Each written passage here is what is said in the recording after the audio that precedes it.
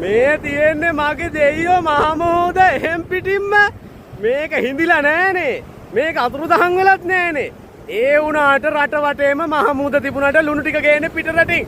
මම මේ හදිස්සියෙම දුවගෙන ආව මහමූදවත් ඉවර වුණාද හිඳිලාද කියලා. මොකද ජෙප්පෝ ශ්‍රම දානයක් කළානේ.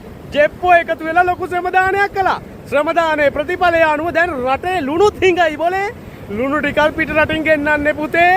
ලුණු ටික පිට රටින් ගේනකන් අපි බලන් ඉන්නවා. ඒකට තමයි කියන්නේ පුන්රුදය කියලා.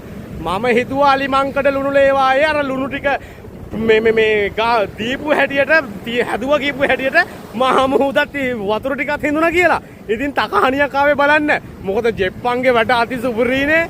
ඉතින් මේකට තමයි කියන්නේ පුනරුදය කියලා පුතා. පුනරුදය. පුනරුදය කියලා ඇහුවා මොකද්ද කියලා අපේ ළමයිට කියලා දුන්නා. පුතේ පිට රටින් ලුණු ටික ගේන එකට තමයි පුනරුදය කියන්නේ. පුතේ ලක්ෂ 2.5 බයික් එක ලක්ෂ 10 දක්වා වැඩි කර ගැනීම තමයි පුතේ පුනරුදය කියන්නේ. ලක්ෂ 10 වීල් එක පුතේ ලක්ෂ 20 දක්වා වැඩි කිරීම තමයි පුනරුදය කියන්නේ. අන්න ඒකට තමයි පුතේ පුනරුදය කියලා අපි හඳුන්වන්නේ. ඉතින් එන්න ශ්‍රම දානයේ දායකත්වය දෙමු. මෙන්න රට වටේම මුහුද තියෙනවා. හැබැයි ලුණු ටික නම් රුපියල් 350යි 450යි. ඒක තමයි පුතේ පචයන්ගේ පුනරුදය.